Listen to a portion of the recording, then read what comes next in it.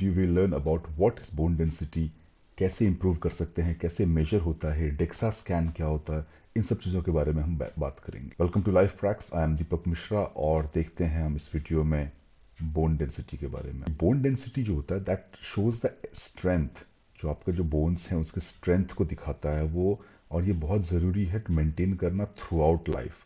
जो चिल्ड्रन, बच्चों में उसकी ज़रूरत होती है ताकि बोन स्ट्रांग हो, ग्रोथ प्रॉपर हो। और जैसे ही लोग एज होते हैं, एडल्ट होते हैं, बाद में एजिंग होती है, तो बोन डेंसिटी इंपॉर्टेंट होती है सो दैट कि फ्रैक्चर से बचा जा सके, दर्द से बचा जा सके, ऑस्टियोपोरोसिस ऑस्टियोपीनिया से बचा जा सके।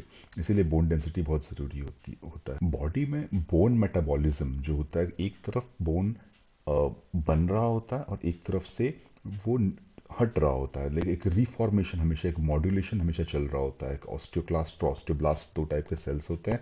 ऑस्टियोब्लास्ट जो है वो बोन के पार्टिकल्स या बोन के टिश्यू को बनाता है, ऑस्टियोक्लास्ट जो है उसको रिजॉर्ब करता है, ये हटाता है। तो इस वजह से बोन का शेप जो है वो सब बनता है। तो इसमें अगर मान लीजिए ऑस्टियोक्लास्ट के फंक्शन ज़्यादा हो रहे हैं या ऑस्टियोब्लास्ट के फंक्शन कम हो रहे हैं, तो समहाउ बोन जो है वो उतना स्ट्रांग नहीं बनेगा। तो इसमें बहुत सारे फैक्टर्स हैं जिसको डिटरमाइन करते हैं, कुछ दवाइयाँ हैं, कुछ मेडिसिन है जो इसको अफेक्ट करती हैं, वो सब हम और आगे देखते हैं।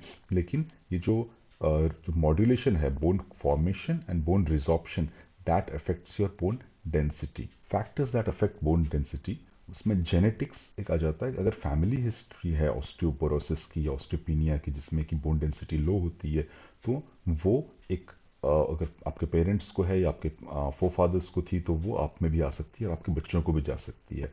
Less bone density can be genetic. बाकी लाइफस्टाइल चेंजेस जो कि, या लाइफस्टाइल फैक्टर्स जो अफेक्ट करते हैं बोन डेंसिटी को, वो होते हैं डाइट। जैसे कि कैल्शियम और vitamin D is very important. Calcium जो है मोस्ट ऑफ द बोन का सोर्स होता है, विटामिन डी जो होता है उसको हेल्प करता है फॉर्मेशन में। तो इसीलिए कैल्शियम और विटामिन रिच डाइट बहुत ज़रूरी होता है गुड बोन डेंसिटी हो, अच्छे बोन डेंसिटी होने के लिए। अगला एक्सरसाइज, जो increase in exercise, exercise help करता है, स्टिमुलेट करता है बोन फॉर्मेशन को, और वो हेल्प करता है बोन डेंसिटी बढ़ाने में।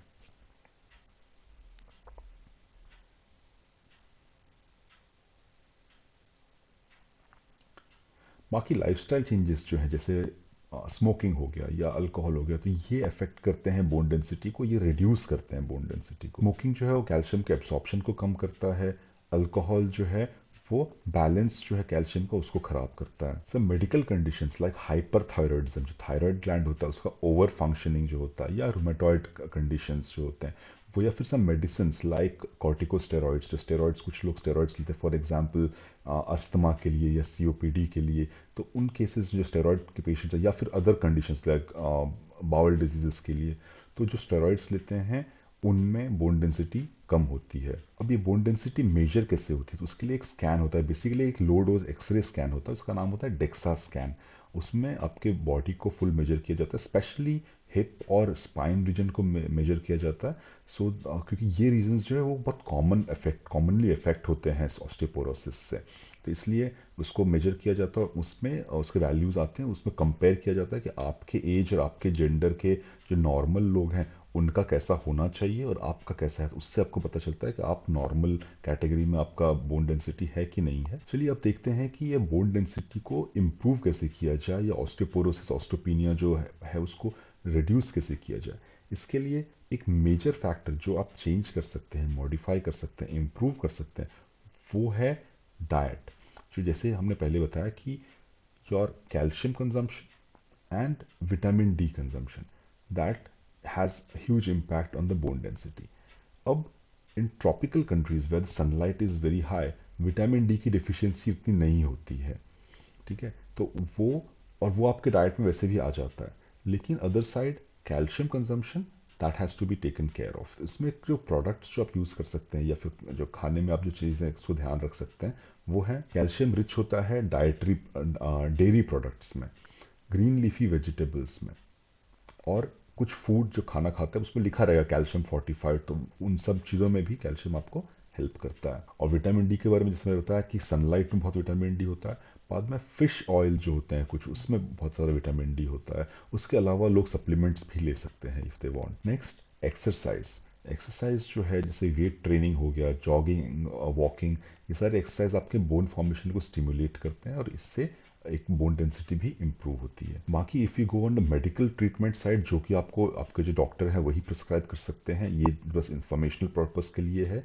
वहाँ पे हार्मोन रिप्लेसमेंट थेरेपी होता है या फिर सिलेक्टिव ईस्ट्रोजन रिसेप्टर मॉड्यूलेटर्स होते हैं, तो SERM जिसको कहते हैं। तो ये सब कुछ मेडिकेशंस होते हैं जो कि ऑस्टियोपोरोसिस को प्रिवेंट कर सकते हैं या ट्रीट कर सकते हैं, या बिस्फोस्फोनेट्स होते हैं, तो वो सब आपको ट्रीट कर सकते हैं। लेकिन ये चीज़ें हैं ओनली प्रिस्क्रिप्शन से लेनी है, ओनली आपके जो ऑर्थोपेडिक डॉक्टर होंगे उनसे बात करके ही लेनी है। This was about bone density and a little bit about osteoporosis. Osteoporosis is a very common condition, and for that we will make more detailed video what things can be done, what things has to be prevented, because जैसी as बढ़ती है, above 50 for example, तो ये osteoporosis set इन होने लगता है धीरे धीरे धीरे धीरे, और उससे बोन की क्वालिटी धीरे धीरे कमज़ोर होने लगती है। तो इसमें जो मान लीजिए किसी कारण से कोई फ्रैक्चर होता है, कुछ होता है, तो बोन हीलिंग बहुत डिफिकल्ट हो जाती है, या फिर कंटिन्यूस पेन रहना शुरू हो जाता है। तो ये सब चीज़ें के लिए हम और बात करेंगे दूसरे वीडियोज़ में। फिलहाल के लिए आप इस चैनल को सब्सक्राइब कीजिए, वीडियो को लाइक कीजिए, शेयर कीजिए अपने फ्रेंड्स एंड कॉलीग्स के साथ में, बिकॉज हमारा एम इस प्लेटफॉर्म पर यही है कि आपको हेल्थ केयर के बारे में इंफॉर्मेशन देना, डिजीज़ फ्री रहने के बारे में इंफॉर्मेशन देना, how to prevent conditions that can be prevented, live fitter and healthier for longer duration of time. और सिर्फ अपने आप के लिए नहीं, अपनी फैमिली, सोसाइटी, कम्युनिटी, उनके लिए भी ये इन्फॉर्मेशन शेयर करना, ये भी आपकी रिस्पॉन्सिबिलिटी है, सो दैट आप धीरे धीरे एक trusted source of health information बन सको उनके लिए, हेल्थ गाइड बन सको उनके लिए, हेल्थ कोच बन सको उनके लिए। That is our aim, to make every one of you responsible for your health, your family's health and your community's health, because together, if you work on this, you have the potential to make the entire community healthier. All right, with this note I conclude this video. See you in the next video.